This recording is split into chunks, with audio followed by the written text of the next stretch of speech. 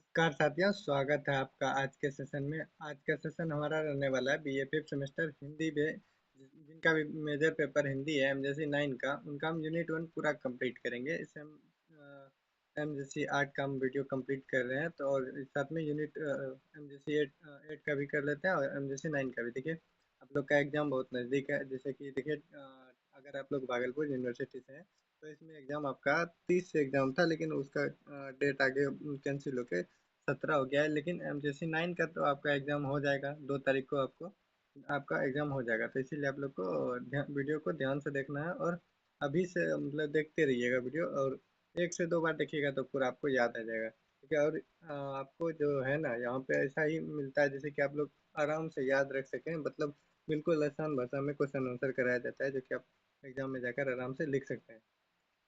तो इसीलिए अगर आप लोग चैनल पे नए हैं तो चैनल को सब्सक्राइब कर लीजिएगा, वीडियो को शेयर कर लीजिएगा, और लाइक भी कर लीजिएगा। ठीक है। तो चलिए शुरू करते हैं बिना देर के। हमारा आज हमको क्या पढ़ना है? हमको पढ़ना है यूनिट 1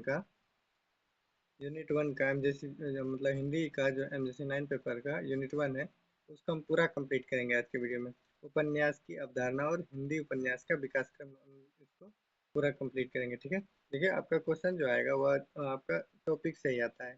तो उसमें आप चाहे आपका सब्जेक्टिव आए चाहे ऑब्जेक्टिव आए, तो यहीं से आता है। और आपका यूनिट 1 से लेकर 6 तक यूनिट होता है, तो 6वें यूनिट के क्वेश्चन बनेगा। इसीलिए आप लोग को 6वें यूनिट करना बहुत जरूरी है। चलिए शुरू करते हैं। तो सबसे पहले है कि उपन्यास की अवधारणा और हिंदी उपन्यास का विकास क्रम।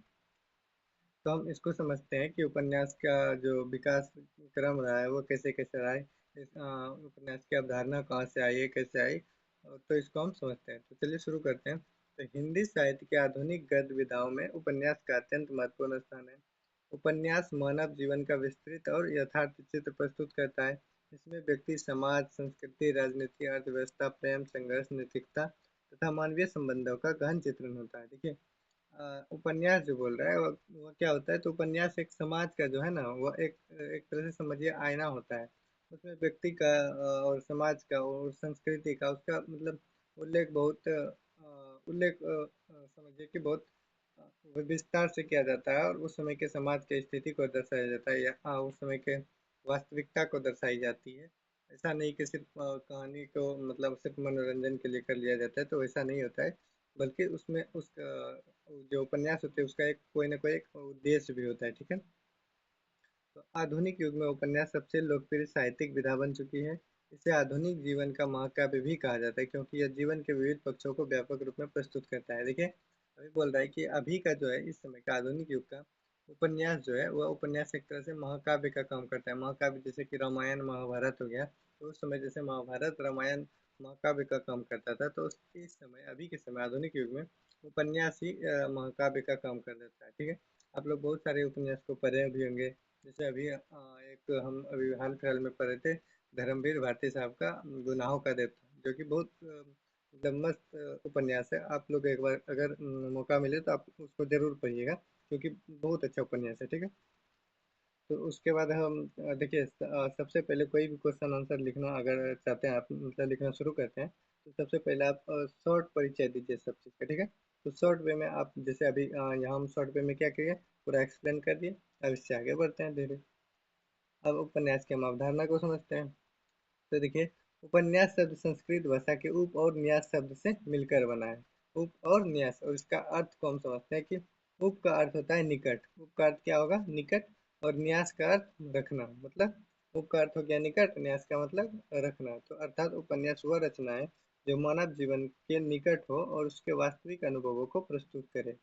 उपन्यास में जीवन की वास्तविक घटनाओं, भावनाओं, संघर्षों और समस्याओं का वर्णन किया जाता है। यह कल्पना और यथार्थ का सुंदर समन्वय होता है।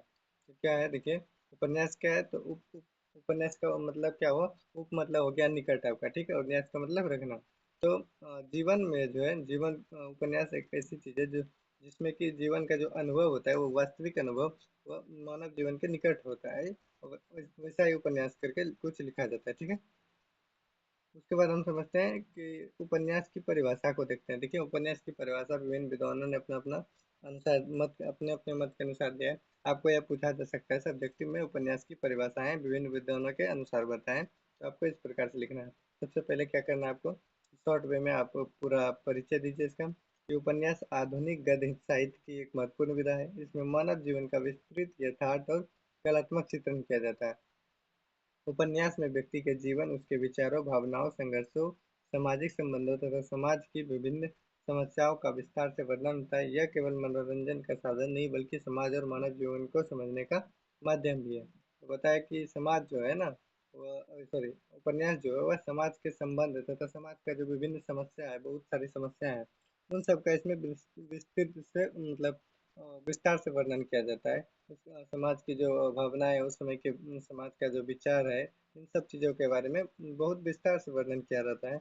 और देखिए समाज बोल रहे हैं उपन्यास केवल मनोरंजन का साधन नहीं है बल्कि समाज और मानव जीवन को समझने का भी एक माध्यम है। ऐसा नहीं कि सिर्फ मनोरंजन के लिए हम उपन्यास को पढ़ते हैं बल्कि एक समाज को एक नजरिए से देखने का काम करते हैं और मानव जीवन को समझने का प्रयास करते हैं इससे। ठीक है। विभिन्न विद्वानों द्वारा उपन्यास की परिभाषा विभिन्न विभिन्न प्रकार से अलग अलग दी गई। तो चलिए हम एक एक करके सभी विद्वानों का हम पढ़ेंगे। ठीक है। तो मुंशी प्रेमचंद्र जी ने क्या कहा था? मुंशी प्रेमचंद्र के अनुसार उपन्यास मानव चरित्र का चित्र है। देखिए आपको ये ऑब्जेक्टिव में भी पूछा जा सकता है कि मुंशी प्रेमचंद्र के अनुसार उपन्यास की परिभाषा क्या थी, या फिर ऐसे दे देगा आपको उपन्यास मानव चरित्र का चित्र है। यह किनकी परिभाषा है उपन्यास की? तो ऑप्शन में दिया रहेगा आपका मुंशी प्रेमचंद, तो आप ठीक कर दीजिएगा आसानी से। इस परिभाषा का अर्थ क्या हुआ? तो इसका अर्थ हुआ कि उपन्यास का मुख्य उद्देश्य मनुष्य के चरित्र, उनके स्वभाव, व्यवहार और जीवन संघर्ष का चित्रण करना है। मनुष्य का मतलब कि उपन्यास का क्या अर्थ हुआ, उसका उद्देश्य क्या है? मनुष्य का जो चरित्र है उनका वर्णन करना, उसके स्वभाव का और उसके व्यवहार एवं उसके जीवन संघर्ष का चित्रण करना। मतलब जैसे देखिए उसको इस प्रकार से एक्सप्लेन किया जाए ताकि आपके सामने जो पाठक होता है, पाठक के सामने में उस चीज का मन में चित्र बन जाए। ठीक है। उसके बाद देखिए बाबू गुलाब राय के अनुसार उन्होंने क्या कहा कि उपन्यास कार्य कारण श्रृंखला में बंधा हुआ वह गद्य कथानक है जिनमें जीवन का सत्य चित्रण रहता है। मतलब उन्होंने बताया कि वह एक ऐसा कथा कथा मतलब समझते हैं ना, कहानी एक तरह समझिए कि वह एक तरह का ऐसा गद्य कथानक है जिसमें कि जीवन की सच्चाई को दर्शाया जाता है, जीवन की सच्चाई को चित्रित किया जाता है। ठीक। एक इनके अनुसार था, तो बाबू गुलाब राय के अनुसार अर्थात उपन्यासों में घटनाएं एक क्रम में जुड़ी रहती है और जीवन की वास्तविकता को प्रस्तुत करती है। इसमें बोल रहा है कि जो जीवन में जो घटनाएं घटती है वह एक दूसरे से मतलब क्रम के अनुसार रहती है। पहले ये जीवन में ये घटनाएं घटेगी, इसके बाद ये, तो एक क्रम में रहती है। ठीक है। उसके बाद देखिए डॉक्टर श्याम सुंदर दास के अनुसार उन्होंने क्या कहा कि उपन्यास मनुष्य के वास्तविक जीवन की काल्पनिक कथा है। डॉक्टर श्याम सुंदर दास के अनुसार क्या है उपन्यास? तो मनुष्य के जो वास्तविक जीवन है उसकी एक काल्पनिक कथा है। मतलब उन्होंने मनुष्य के वास्तविक जीवन की एक काल्पनिक कथा को ही उपन्यास बताया। इसका आशय यह है कि उपन्यास में कथा काल्पनिक हो सकती है लेकिन उसका आधार वास्तविक जीवन होता है। उनका कहना क्या है कि मतलब जैसे कुछ चीज़ें जैसे उपन्यास लिखा जाए तो उसमें काल्पनिक चीज़ें लिखी होती है लेकिन होता हुआ वास्तविक जीवन के आधार पर है। जैसे कि कोई घटना को के बारे में दर्शाना रहेगा तो उसमें कुछ कुछ चेंज कर देगा, जैसे पात्र का नाम चेंज कर दिया और घटना को उसी तरह से रिलेटेड दिखाएगा ताकि जो कि वास्तव जीवन में घटा है। तो उन्होंने यही बोला है कि मतलब वह काल्पनिक तो होगा लेकिन वह वास्तविक जीवन पर आधारित होगा। उसके बाद आचार्य हरचारी प्रसाद द्विवेदी ने क्या कहा, तो उनका देख लेते हैं। तो उन्होंने कहा कि उपन्यास आधुनिक युग की देन है जिसमें व्यक्ति और समाज दोनों का चित्रण होता है। ठीक है। इतना करने के बाद हमारा जो परिभाषा था वो खत्म हो गया। लास्ट में आप लोग निष्कर्ष लिख दीजिएगा ऐसे करके कि उपन्यास विभिन्न विद्वानों ने अपने अपने मत के अनुसार अलग उपन्यास की अलग अलग परिभाषाएं दी है। तो इस प्रकार से आप लोग लिख दीजिएगा। उसके बाद हम क्या समझते हैं? उसके बाद समझते हैं उपन्यास की विशेषता को। उपन्यास की क्या क्या विशेषताएं, या फिर अगर आपसे पूछा जाए उपन्यास की प्रवृत्ति को बताएं तो आपको इस प्रकार से लिखना है। और देखिए ये 10 मार्क्स का पूछा जाएगा क्वेश्चन आपको, वो कि उपन्यास की प्रवृत्ति को बताइए। तो आपको इस प्रकार से लिखना है कि उपन्यास आधुनिक गद्य साहित्य की सबसे महत्वपूर्ण विधा मानी जाती है। इसमें मानव जीवन का व्यापक यथार्थ और कल्पनात्मक चित्रण किया जाता है। उपन्यास की कुछ प्रमुख विशेषता होती है जो इन्हें अन्य साहित्यिक विधाओं से अलग बनाती है, अलग बनाती है। जैसे देखिए बोल रहा है कि उपन्यास की जो कुछ कुछ विशेषताएं होती है जो कि साहित्य का जो विधा होता है अलग अलग, जैसे कि कहानी हो गया आपका, कविता हो गया, उन सब चीज़ों से उपन्यास को अलग बनाती है। तो क्या क्या उनकी विशेषताएं उनको देख लेते हैं। तो देखिए एक है मानव जीवन का व्यापक चित्रण। तो उपन्यास में मानव जीवन के विभिन्न पक्षों के विस्तार से वर्णन किया जाता है। इसमें व्यक्ति के सुख दुख, प्रेम, घृणा, संघर्ष, निराशा, सामाजिक संबंध तथा मानसिक स्थितियों का चित्रण होता है। देखिए इसमें क्या क्या होता है, देखो मानव जीवन का जो है उसमें विस्तार से वर्णन किया जाता है एकदम। ऐसा नहीं कि शॉर्ट वे में हम निकाल रहे हैं, ऐसा कुछ नहीं है, बल्कि उसका विस्तार से वर्णन किया जाता है। इसमें व्यक्ति का जो सुख है, दुख है, प्रेम, घृणा, सब चीज़ को दिखाया जाता है। उसके बाद देखिए उपन्यास केवल किसी एक घटना तक सीमित नहीं रहता, बल्कि पूरे जीवन को प्रस्तुत करने का प्रयास करता है। या ऐसा नहीं कि कहानी होता है कि वह किसी न किसी एक घटना पर आधारित होगा, वह किसी एक घटना तक ही सीमित रहता है। लेकिन उपन्यास ऐसा नहीं होते, वह पूरे जीवन में जितने भी घटनाएं घटित होती है वो पूरे जीवन को दर्शाती है। ठीक है। उसके बाद देखिए यथार्थवाद। तो उपन्यास की सबसे महत्वपूर्ण विशेषता उसका यथार्थवाद स्वरूप है। इसमें जीवन की वास्तविक घटनाओं व समस्याओं परिस्थितियों का चित्रण किया जाता है। तो देखिए क्या बताया कि यथार्थवाद करने का मतलब है कि देखिए जो उपन्यास होती है इसमें वास्तविक समस्याएं होती है, जीवन में जो वास्तविक घटनाएं घटती है, सारी चीजें वास्तविक होती है। ऐसा नहीं कि सिर्फ काल्पनिक होती है, बल्कि सब सारी चीजें क्या होती है, वास्तविक। अगर काल्पनिक भी होगी तो वह वास्तविक से रिलेट करते हुए होगी। ठीक है। उपन्यास समाज का दर्पण माना जाता है, क्योंकि इसमें समाज की सच्चाई दिखाई देती है। देखिए ऊपर शुरू में बताया ना आपको, समाज का दर्पण माना जाता है किसको, तो उपन्यास को। क्योंकि इसमें समाज की जो है सच्चाइयाँ दिखाई देती है, उसका जो बुराई होता है, जो अच्छाई होता है, सबको दिखाया जाता है। ठीक है। उसके बाद हम समझते हैं विस्तृत कथानक। उपन्यास का कथानक विस्तृत होता है। देखिए उपन्यास अगर आप लोग पढ़िएगा ना, तो बहुत बड़ा उपन्यास आपको देखने को मिलता है। एक एक किताब का आपको देखने को मिलेगा। इसमें घटनाएं क्रमबद्ध रूप से प्रस्तुत की जाती है, कहानी धीरे धीरे आगे बढ़ती है और पाठक की रुचि बनाए रखती है। कथानक में अनेक घटनाएं, मोड़ और उपकथाएं भी हो सकती है। मतलब बोलता है कि कथानक में है, जैसे कि जो कहानी चल रही होगी उसमें अनेक घटनाएं हो सकती है और कई मोड़ ले सकते हैं कहानियाँ, अलग अलग मोड़ ले सकते हैं। ठीक है। उसके बाद चरित्र चित्रण की प्रधानता। तो उपन्यासों में पात्रों का विशेष महत्व होता है। लेखक पात्रों के स्वभाव, व्यवहार, विचार, भावनाओं और मानसिक संघर्षों का गहन चित्रण करता है। अच्छा चरित्र चित्रण उपन्यास को जीवंत बना देता है। ठीक है। अब संवादों की प्रभावशीलता। उपन्यासों में पात्रों के बीच होने वाले बातचीत को संवाद कहा जाता है। संवाद पात्रों के स्वभाव को प्रकट करते हैं तथा कथा को आगे बढ़ाने में सहायता करते हैं। संवाद उपन्यास को स्वाभाविक और रोचक बनाते हैं। तो संवाद क्या है कि देखिए जैसे दो व्यक्ति के बीच बात होगा, तो संवाद से कि पात्रों का जो स्वभाव है कैसा है वह पता चल जाता है। उसके बाद देखते हैं देश काल और वातावरण का चित्रण। तो उपन्यास में समय, स्थान और सामाजिक वातावरण का विस्तृत वर्णन किया जाता है। इससे पाठक उस काल और परिस्थिति को अच्छी तरह से समझ पाता है। तो इस उपन्यास में क्या किया जाता है, समय का, स्थान का और सामाजिक वातावरण का बड़े ही विस्तार से वर्णन करता है, ताकि पाठक को ये समझ में आ सके कि जिस समय ये उपन्यास लिखी गई उस समय की स्थिति क्या थी, कहाँ पर लिखी गई तो उस जगह की स्थिति क्या थी, और उस समय का सामाजिक वातावरण क्या था, तो इसको समझने में आसानी होती है। लेखक ग्रामीण, शहरी, ऐतिहासिक या राजनीतिक वातावरण का सजीव चित्रण करता है। ठीक है। उसके बाद सामाजिकता। तो उपन्यास समाज से गहराई से जुड़ा रहता है। इसमें सामाजिक समस्याओं, कुरीतियों और असमानताओं का चित्रण मिलता है। उपन्यास समाज का सुधार का भी माध्यम बनता है। ठीक है। यह आपका सामाजिकता हो गया। उसके बाद देखते हैं भाषा शैली की सरलता और प्रभावशीलता। तो उपन्यास की भाषा सरल, सहज और प्रभावशाली होती है, ताकि पाठक आसानी से समझ सके। लेखक पात्र और परिस्थितियों के अनुसार भाषा का प्रयोग करते हैं। तो देखिए उपन्यास की जो भाषा होती है वह एकदम ही सरल होती है, ताकि पाठकों को आसानी से भाषाएं समझ में आ सके, कि अगर पाठक को समझ में आएगी बातें तभी तो वह पढ़ने में इंटरेस्टेड दिखाएगा, तो इसीलिए भाषा को आसान रखा जाता है। ठीक है।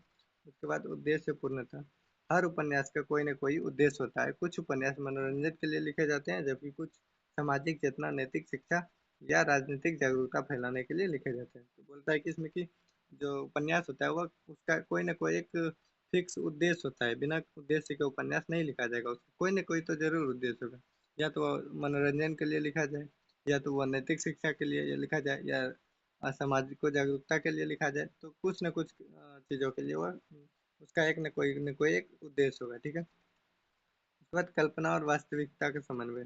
तो उपन्यास में कल्पना का प्रयोग होता है, लेकिन उसका आधार वास्तविक जीवन होता है। इसमें क्या होता है, कल्पनाओं का प्रयोग तो होता है, लेकिन वह वास्तविक जीवन पर ही आधारित होता है।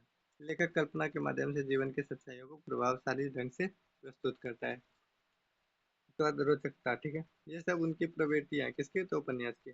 उपन्यास की एक महत्वपूर्ण विशेषता उसकी रोचकता है। घटनाओं, संवादों और पात्रों के कारण पाठक अंत तक जुड़ा रहता है। उसके बाद मनोवैज्ञानिकता देखते हैं कि आधुनिक उपन्यासों में मानव मन, उसकी मानसिक स्थितियों का गहरा विश्लेषण किया जाता है। पात्रों के अंतर्द्वंद, भावनाएं और मनोवैज्ञानिक संघर्ष उपन्यास को गहराई प्रदान करते हैं। और लास्ट में आपको क्या लिखना है, निष्कर्ष देखिए। उपन्यास आधुनिक साहित्य की प्रभावशाली विधा है। इसकी विशेषताएं इसे अन्य साहित्यिक विधाओं से अलग बनाती है। मानव जीवन का यथार्थ चित्रण, विस्तृत कथानक, प्रभावशाली चरित्र चित्रण, सामाजिक चेतना, रोचकता उपन्यास की मुख्य विशेषताएं। यही कारण है कि उपन्यास आज साहित्य की सबसे लोकप्रिय विधा बन चुका है। तो देखिए, आपको इतना जरूर लिखना है, और लास्ट में निष्कर्ष तो आपको जरूर ही लिखना है, क्योंकि निष्कर्ष लिखने के बाद जो आपका आंसर चेक करता है ना, जो टीचर होता है, तो वह देखता है कि मतलब जो लिखा है बच्चे ने उसमें मतलब क्रिएटिविटी है, और तो आपको अच्छा सा मार्क्स देगा, ठीक है। तो और देखिए देखिए, इतना हम कराएं ना, तो अगर आपको उपन्यास की प्रवृत्ति पर बताई जाए या पूछी जाए, तो उसमें से आपको जरूरी नहीं कि सारा का सारा पॉइंट लिखना ही। 5 से 6 पॉइंट भी अगर आप लिख देते हैं तो आपको नंबर बहुत बढ़िया मिल जाएगा, ठीक है। हम तो बहुत सारा बता दिए। अब उपन्यास के प्रमुख तत्व को समझ लेते हैं कि उपन्यास में क्या क्या चीज़ें प्रमुख होती है। तो एक होती है कथा वस्तु, मतलब कि उपन्यास की कहानी या घटनाओं का क्रम कथा वस्तु कहलाता है। कथा वस्तु क्या कहलाता है, उसका जो कहानी होता है उपन्यास का, या उसकी जो घटनाएं हुआ एक क्रम में रहती है, वही क्या कहलाता है, कथा वस्तु। यह उपन्यास का आधार होता है, मेन आधार होता है, ठीक है। और दूसरा चीज क्या होता है, पात्र एवं चरित्र चित्रण। तो उपन्यास में विभिन्न पात्र होते हैं जिनके माध्यम से लेखक समाज और जनजीवन को और जीवन को प्रस्तुत करता है, ठीक है। और तीसरा क्या है, संवाद। तो पात्रों के बीच होने वाले बातचीत क्या कहलाती है, संवाद। संवाद उपन्यासों को क्या बनाती है, तो जीवन। जैसे कि पात्र उपन्यास में पात्र, दो पात्र आपस में बातचीत करेंगे, तो इससे लगता है कि वो उपन्यास जो लिखी गई वह जीवंत हो उठता है, मतलब लगता है वास्तविक घटना हो रही है, ठीक है। उसके बाद है देश काल और वातावरण। तो घटनाएं जिस समय, स्थान और वातावरण में घटती है वही देश काल कहलाता है। फिर भाषा शैली, उपन्यास की भाषा सरल, प्रभावशाली और पात्रों के अनुरूप होनी चाहिए। फिर उसका एक उद्देश्य होता है कि प्रत्येक उपन्यास का कोई ना कोई सामाजिक, नैतिक या मनोवैज्ञानिक उद्देश्य होता है। तो ये आपका प्रमुख तत्व हो गया। अगर यही आपको पूछ दे 5 मार्क्स का या 10 मार्क्स का, इसी को विस्तार करके लिखना है कि देखिए प्रमुख तत्व क्या क्या है उपन्यास में। एक मुख्य मुख्य चीजें क्या क्या होती है, तो कथा वस्तु होती है, पात्र एवं चरित्र चित्रण होता है, संवाद होता है, देश काल और वातावरण, भाषा शैली, और उपन्यास का कोई ना कोई उद्देश्य होता है, ठीक है। अब हम हिंदी उपन्यास का जो विकास क्रम है उसको हम देखेंगे कि हिंदी उपन्यास का जो विकास क्रम वो कैसे कैसे रहा है, ठीक है। तो हिंदी उपन्यास का जो विकास का मुख्यतः निम्न चरणों में, मतलब कई चरणों में हिंदी उपन्यास का विकास हुआ है। प्रारंभिक काल 1870 ईस्वी से 1900 ईस्वी तक को माना जाता है। उपन्यास का सबसे शुरुआती काल जो माना जाता है वो 1870 से लेके 1900 ईस्वी तक, ठीक है। यह हिंदी उपन्यास का आरंभिक काल माना जाता है। इस समय उपन्यासों में मनोरंजन, शिक्षा और नैतिक उपदेश की प्रधानता थी। इस समय जो प्रारंभिक काल में जो उपन्यास लिखे गए उसमें ज्यादातर मनोरंजन का मतलब साधन था, कि मनोरंजन ऐसा उपन्यास लिखा जाता था जिससे कि मनोरंजन हो सके, शिक्षा और थोड़ा सा नैतिक उपदेश भी दी जा सके, तो ऐसी रचनाएं की जाती थी, ऐसा उपन्यास लिखा जाता था। इस समय के उपन्यास की प्रमुख विशेषता क्या थी, उपदेशात्मक थे, उपदेश देने वाला था, सामाजिक सुधार की भावना थी, सरल भाषा और नैतिक शिक्षा, ये सारी इनकी प्रमुख विशेषताएं थी। इस समय के प्रमुख उपन्यास और लेखक कौन कौन है, तो परीक्षा गुरु इस समय के प्रमुख उपन्यास है, जिसके लेखक श्री लाला श्रीनिवास दास है। इसको ना हिंदी का सबसे पहला मौलिक उपन्यास भी माना जाता है। तो किसको, परीक्षा गुरु को। आपसे ऑब्जेक्टिव ये पूछा जा सकता है कि परीक्षा गुरु यह पूछा जाएगा आपको, परीक्षा गुरु किनका उपन्यास है, इनके लेखक कौन है, तो लाला श्रीनिवास दत्त। और यह भी पूछा जा सकता है कि हिंदी उपन्यास का सबसे पहला उपन्यास कौन सा है, माना जाता है तो परीक्षा गुरु को। इसको आप लोग याद रखिएगा ध्यान से, ये ऑब्जेक्टिव में पूछा जा सकता है इसको। उसके बाद देखते हैं, इसमें मध्यम वर्गीय समाज और अंग्रेजी सभ्यता के प्रभाव का चित्रण है। उस समय क्या है, ज्यादातर जो मिडिल क्लास लोग थे उस समय का समाज और अंग्रेजी सभ्यता देखिए। उस समय 1900 से लेके 1870 से 1900 तक तो भारत में अंग्रेजों का शासन था, तो उस समय अंग्रेजी प्रभाव भी दिखता है, ठीक है। भाग्यवती, दूसरा है कि भाग्यवती, जिसका श्रद्धाराम फुलोरी का एक है भाग्यवती। यह स्त्री शिक्षा और समाज सुधार पर आधारित है। उसी तरह एक चंद्रकांता है जिसके लेखक देवकीनंद खत्री है। यह तिलस्मी और यारी उपन्यास है। इस उपन्यास ने हिंदी साहित्य को लोकप्रिय बनाने में बहुत योगदान दिया है, ठीक है, हिंदी उपन्यास को। अब अगला युग आता है प्रेमचंद युग, जो कि 1900 ईस्वी से लेकर 1936 ईस्वी तक। यह ऑब्जेक्टिव में भी पूछा जा सकता है कि उपन्यास में प्रेमचंद युग कितना से कितना तक माना जाएगा, तो 1900 ईस्वी से लेकर 1936 ईस्वी तक। यह हिंदी उपन्यास का स्वर्ण युग माना जाता है। तो हिंदी उपन्यास का स्वर्ण युग कौन सा युग को माना जाता है, तो प्रेमचंद युग को, ठीक है। मुंशी प्रेमचंद्र ने उपन्यास को वास्तविक जीवन और समस्याओं से जोड़ा है।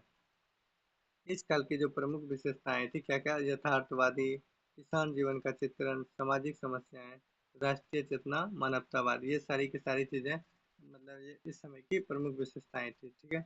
इस समय के प्रमुख उपन्यास कौन कौन से थे? सेवा सदन। सेवा सदन में क्या बताया गया, तो नारी जीवन और वेश्यावृत्ति की समस्या को बताया गया। दूसरा है निर्मला, जिसमें कि दहेज प्रथा और अनमेल विवाह की समस्या है, ठीक है। तीसरा है गबन, जो कि मध्यम वर्गीय जीवन और आभूषण प्रेम का चित्रण है। चौथा है गोदान, जो कि किसान जीवन का महाकाव्य माना जाता है। जिसमें एक होरी नाम का किसान रहता है जिसके जीवन पर यह आधारित है।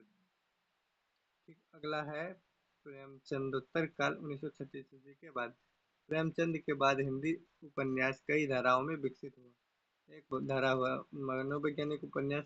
इस धारा में मानव मन और अंतर्मन का विश्लेषण किया। देखिए, प्रेमचंद युग जब खत्म हुआ उसके बाद हुआ प्रेमचंदोत्तर, मतलब प्रेमचंद के बाद का युग, 1936 के बाद का युग माना जाता है। तो इस समय जो है वो उपन्यास, हिंदी उपन्यास कई धाराओं में कई भाग में बढ़ गया। तो इसमें एक भाग कौन सा है, तो मनोवैज्ञानिक उपन्यास। ऐसा उपन्यास जिसमें मानव मन और अंतर्मन का विश्लेषण किया जाने लगा।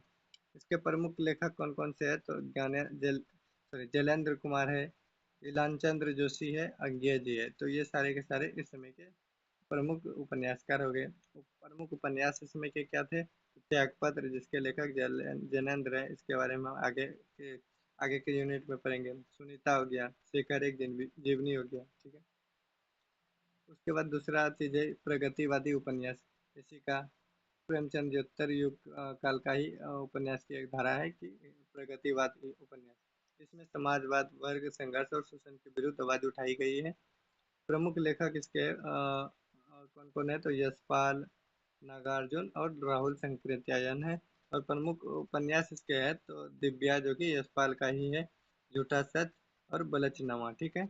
उसके बाद अगला जो है, अगला आपका जो है क्या बोलता है, कई उपन्यास की धारा उस आंचलिक उपन्यास है। तो इसमें ग्रामीण जीवन और किसी विशेष क्षेत्र की संस्कृति का चित्रण है। तो इसके लेखक, प्रमुख लेखक कौन कौन से है, तो फणीश्वर नाथ रेणु। और प्रमुख उपन्यास इसके कौन से है, तो महिला आंचल, परती परिकथा और जुलूस, ये सारी इसी युग के हैं आंचलिक उपन्यास। और फणीश्वर नाथ रेणु का ही है ये तीनों का तीनों आपका उपन्यास, ठीक है। उसके बाद एक और शाखा है नई कहानी और आधुनिक उपन्यास। तो इसमें आधुनिक जीवन की समस्याएं, अकेलापन, तनाव, अस्तित्व बोध का चित्रण मिलता है। प्रमुख लेखक इसके कौन कौन है, तो मनु भंडारी साहब, धर्मवीर भारती साहब, मोहन राकेश साहब। और प्रमुख उपन्यास इस समय के कौन से है, तो महाभोज, गुनाहों का देवता, अंधेरे बंद कमरे। शुरुआत में आपको शुरुआत में हम आप गुनाहों का देवता का जिक्र किए थे, जो कि धर्मवीर भारती का है। इसको बोले थे आप लोग जरूर पढ़िएगा, बहुत अच्छा आपका उपन्यास है ये, ठीक है। उसके बाद सबसे लास्ट में आपका निष्कर्ष जरूर पढ़ें कि हिंदी उपन्यास का विकास निरंतर होता रहता है। प्रारंभिक उपदेशात्मक उपन्यासों से लेकर आधुनिक मनोवैज्ञानिक और सामाजिक उपन्यासों तक इसकी यात्रा अत्यंत समृद्ध रही है। प्रेमचंद्र, जैलेंद्र, यशपाल, रेणु और मनु भंडारी जैसे इतिहासकारों ने हिंदी उपन्यास को नई दिशा प्रदान की है। आज हिंदी उपन्यास भारतीय समाज और संस्कृति का सशक्त दस्तावेज बन चुका है। तो इतना आपको लिख देना है। इसके बाद आपका यूनिट वन इतना में पूरा कंप्लीट हो जाता है। इससे आपको जितना भी ऑब्जेक्टिव बन सकता था, जितना भी सब्जेक्टिव बन सकता था, वो आपका पूरा कंप्लीट हो गया, ठीक है। इसी को आप लोग एग्जाम से एक दिन पहले आप इसको स्पीड में देख लीजिएगा ना, तो आपको पूरा का पूरा याद रह जाएगा, ठीक है। अगला हम यूनिट लाएंगे, यूनिट टू का, जो कि गबन है। इनका लिखा प्रेमचंद का है गबन, उसको हम देखेंगे। तो आज के लिए इतना ही रहने देते हैं, मिलते हैं नेक्स्ट वीडियो में। और देखिए चैनल को आप लोग सब्सक्राइब कर लीजिएगा और अपने दोस्तों को शेयर भी कीजिएगा, ठीक है। तो मिलते हैं नेक्स्ट वीडियो में, तब तक के लिए धन्यवाद।